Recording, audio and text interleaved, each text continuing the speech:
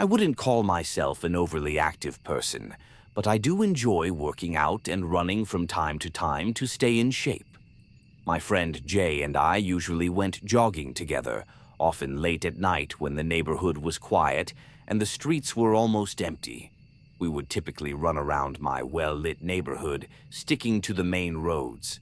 However, about 2 months ago, something happened that changed everything and made us both stop running late at night. Our neighborhood is a quiet suburban area with a main road that connects to smaller streets, which eventually lead to a dirt path that cuts through farms and stretches on for miles.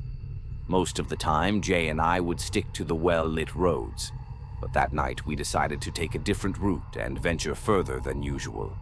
We turned down a narrow side street that led to a small road we hadn't run on before.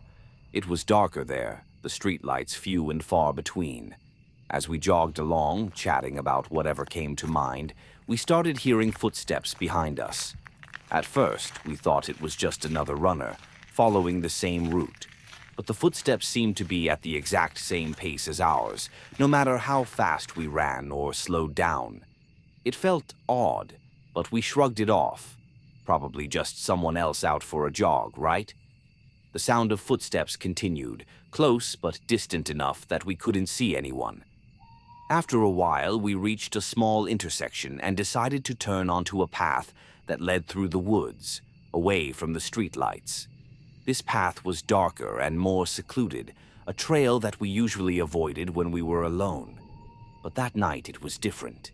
The air felt heavier and the trees were thick, their branches swaying in the wind, casting strange shadows that made the path look eerie.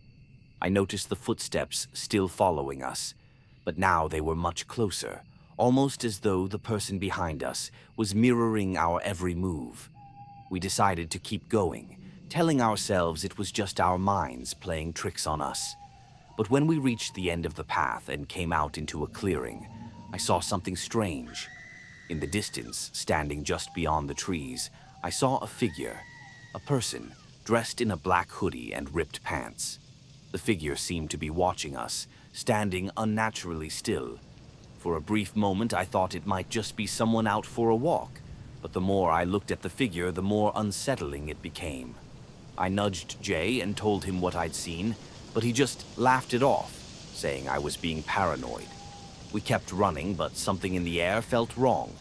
The feeling of being watched intensified as we moved deeper into the trail, and my heart rate quickened.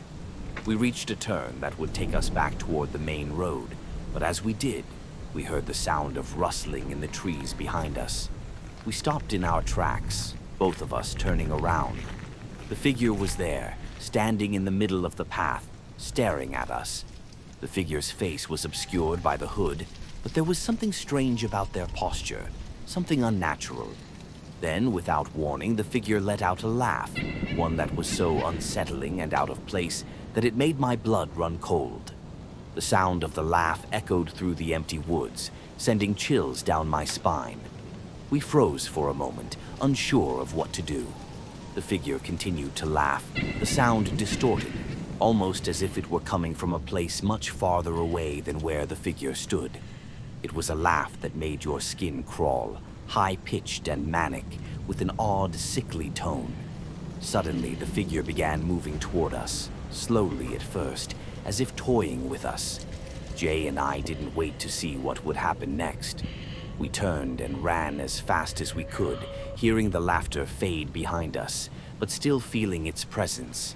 It felt like we were being chased, the sound of footsteps quickening as we sprinted along the dirt path, desperate to reach the main road. The whole time, the laughter followed us. It was as though it was coming from all directions, wrapping around us, making it impossible to tell where the figure actually was. My breath was coming in short gasps, my legs burning as we pushed ourselves harder, faster, until we finally reached the well-lit road. Without looking back, we kept running until we reached my house, nearly out of breath, my heart still racing from the adrenaline. I slammed the door shut behind us, locked every window and door, and made sure the garage door was closed. We stood there for a while, trying to catch our breath, neither of us saying anything. We didn't need to talk. It was clear that neither of us wanted to run at night again. From that night on, we've never gone out for a late jog again. I'm not sure who or what that figure was, but I know we both felt it. That night, something followed us, something that we couldn't explain, and I don't ever want to experience that feeling again.